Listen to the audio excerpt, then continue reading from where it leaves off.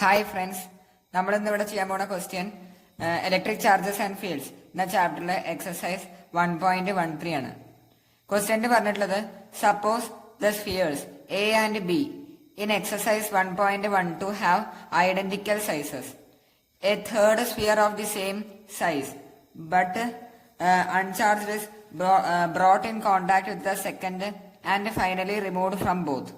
What is the new force of repulsion between A and B? അപ്പൊ ഇതില് exercise 1.12ന്റെ remaining ആയിട്ട് വന്നിട്ടുള്ള ഒരു ചോദ്യമാണ്. എക്സസൈസ് 1.12 ഞാനൊന്ന് വായിക്കാം.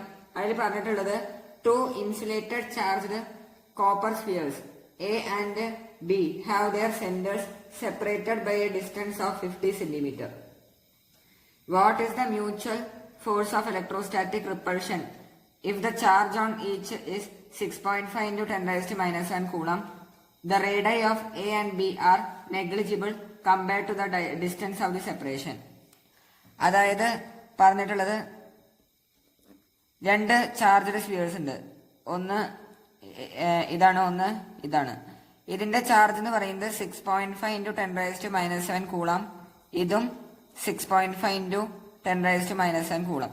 ഇതിന്റെ ഇടയിലുള്ള ഡിസ്റ്റൻസ് ഓഫ് സെപ്പറേഷൻ എന്ന് പറയുന്നത് 50 സെന്റിമീറ്റർ ആണ്. സോ ഇതിലെന്താ പറഞ്ഞിട്ടുള്ളത് വെച്ചാല് നമ്മള് വേറൊരു തേർഡ് സ്ഫിയറിനെ ഇവിടെ കൊണ്ടുവന്നിട്ട് നമ്മൾ ആദ്യം ഈ സ്ഫിയറിനെ സ്ഫിയർ എ എന്ന് വിളിച്ചു, ഇത് സ്ഫിയർ ബി. ആദ്യം നമ്മൾ സ്ഫിയർ എന്റെ അവിടെ ഈ തേർഡ് സ്ഫിയറിനെ കൊണ്ടുവന്നു, അടുത്തേക്ക് വെച്ചു. വെച്ച് കഴിഞ്ഞാൽ എന്താ സംഭവിക്കുക, ഈ തേർഡ് സ്ഫിയർ എന്താണ്, അൺചാർജ്ഡ് ആണ്, അതിനെന്തില്ല, ചാർജ് ഇല്ല. സോ ഇതവിടെ വെച്ച് കഴിഞ്ഞാല് എയിൽ എന്തുണ്ട്, ചാർജ് ഉണ്ട്. സോ ചാർജ് ഉണ്ടാവുകൊണ്ട് എന്ന് പകുതി ചാർജ് ഇങ്ങോട്ടേക്ക് മൂവ് ചെയ്യും, ഈ സ്ഫിയറിലേക്ക് മൂവ് ചെയ്യും. When we place the third sphere half of charge of A will move to third sphere. A എന്ന് പകുതി ചാർജ് എങ്ങോട്ടേക്ക് മൂവ് ചെയ്യും, ഈ തേർഡ് സ്ഫിയറിലേക്ക് മൂവ് ചെയ്യും. സോ എയിലുള്ള ചാർജ് ക്യൂ, ബിയിലുള്ള ചാർജ് സെയിം തന്നെയാണല്ലോ. സോ അതിനെ നമ്മൾ ക്യൂ എന്ന് വിളിച്ചു. ബിയിലുള്ള ചാർജിനെ നമ്മൾ ക്യൂ എന്ന് വിളിച്ചാല് അവിടെ നമ്മൾ ഒരു തേർഡ് സ്ഫിയറിനെ കൊണ്ടുവന്നു കഴിഞ്ഞാല് എന്റെ ചാർജ് എന്തായിട്ട് മാറും, Q/2 ആയിട്ട് മാറും. Q/2 ആയിട്ട് മാറും. ബിന്റെ ആദ്യം എന്റെ ചാർജ് എന്തായിട്ട് മാറി, Q/2 ആയിട്ട് മാറി. ഇപ്പൊ തേർഡ് സ്ഫിയറിൽ എത്ര ചാർജ് ഉണ്ട്, Q/2 ചാർജ് ഉണ്ട്. ഇനി ഈ തേർഡ് സ്ഫിയറിനെ നമ്മൾ ബിന്റെ അടുത്തേക്ക് കൊണ്ടുവരികയാണ്. When we place this third charge to sphere B,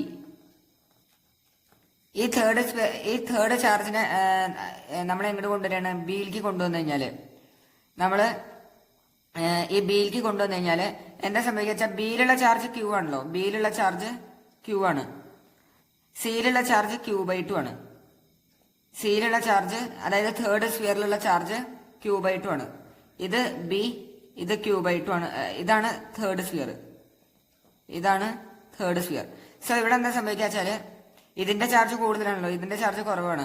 so കൂടുതലുള്ളതിന് കുറവുള്ളിടത്തേക്ക് charge എന്ത് ചെയ്യും, മൂവ് ചെയ്യും. സോ ഇവിടുന്ന് എക്സ് എമൗണ്ട് ഓഫ് ചാർജ് ഇവിടുന്ന് ഇങ്ങോട്ടേക്ക് മൂവ് ചെയ്ത് വിചാരിക്കുക. നമുക്ക് എക്സിന്റെ വാല്യൂ കാണണം. സോ അപ്പൊ അവസാനം എന്താ സംഭവിക്കുക, ഇതിൽ പകുതി ചാർജ് ആവും, അതേപോലെ തന്നെ ഇതിലും പകുതി ചാർജ് ആവണം ചെയ്യാം. So Q minus x equal to Q/2 plus x ആണ് വരാ. ഇതിലുള്ള ചാർജ് ഈക്വൽ ആവും.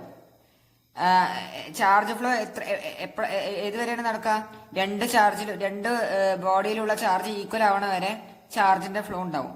So Q minus X is equal to Q/2 plus X എന്ന് വരും. അതിന്ന് 2x is equal to Q minus Q/2 that is Q/2.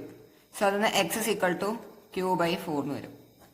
എക്സിന്റെ value Q/4. ക്യൂയുടെ value എത്രയാണ്, 6.5 into 10 raised to minus 7 coulomb. So ഇപ്പോ finally, അതായത് ഈ നമ്മൾ ഈ തേർഡ് സ്ഫിയറിനെ വെക്കലൊക്കെ ചെയ്തതിന്റെ ശേഷം ഫൈനലി ഇപ്പൊ എയിലും ബിയിലുള്ള ചാർജ് എങ്ങനെ ഉണ്ടാവാ, എയിലുള്ള ചാർജ് Q/2 ആണ് ഉണ്ടാവുക, ബിയിലുള്ള ചാർജ് ക്യൂ മൈനസ് എക്സ് അല്ലെ, ബിയിലുള്ള charge Q minus X, that is Q minus Q by 4, that is 3q/4. So ബിയിലുള്ള ചാർജ് 3q/4 വരും. ഇതിന്റെ ഇടയിലുള്ള ഡിസ്റ്റൻസിലൊന്നും വ്യത്യാസമില്ല, 50 സെന്റിമീറ്റർ. സോ ഇവിടെ ന്യൂ ഫോഴ്സ് ഓഫ് അട്രാക്ഷൻ എത്ര വരും? F is equal to K into q/2 into 3q/4 whole divide by 50 into 10⁻⁻² the whole square. That is കെയുടെ വാല്യൂ 9 ഇൻറ്റു 10⁻⁹. ക്യൂ എന്ന് പറയുന്നത് എത്രയാണ്? ക്യൂ എന്ന് പറയുന്നത് 6.5 into 10⁻⁻7 whole divide by 2 into 3 into 6.5 into 10⁻⁻7/4 whole divide by 50 into 10⁻⁻² the whole square.